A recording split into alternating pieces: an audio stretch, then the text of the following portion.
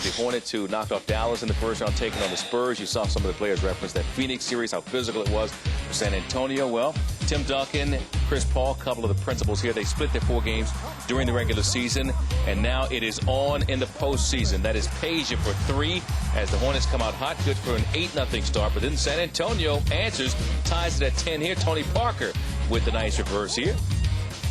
It certainly was. He went to the other side of the rim. Bruce Bowen waits, then fires to Manu Ginobili for a 3.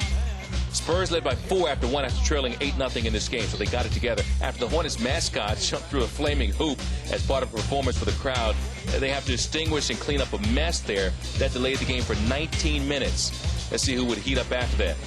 Tony Parker gets it going in the lane. Good for an 8, or rather, should see San Antonio by 8. Now it's Chris Paul lobbing up top to Tyson Chandler, who had a solid game. That capped a 14-3 Hornets run as they regained the lead. But the Spurs punch back as they are known to do. Bruce Bowen rising. 17 points for Bowen. More of an offensive player in this game than you would expect for San Antonio. And that score was right there. They had 8, but all of a sudden, here comes the Hornets back. And that sting from the Hornets, tell you what, it'll make you feel, it'll make you hurt.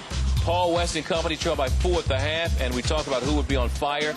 It was the Hornets in the second half. Peja, Stojakovic and company knocking down shot after shot. That was part of a 13-0 New Orleans Hornets run. You saw a moment ago. That is West with a nice arcing shot there. Hornets by a score of 74-66 after 3, and they continue to control in the fourth quarter. They finished strongly against a team that has been there many times before. They knocked King Kong to his feet.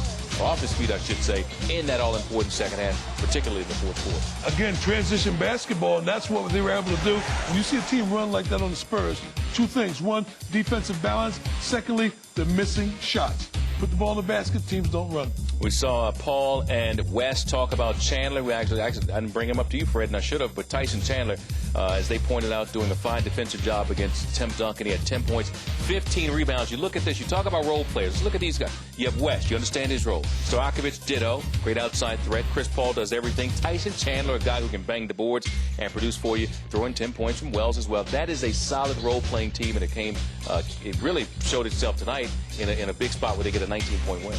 And shooting 50% from the floor, but more importantly, they out-rebound the Spurs 50-34, getting 16 offensive rebounds to only 8 for the Spurs. So Tony Parker talked about coming out of that physical series with the Phoenix Suns.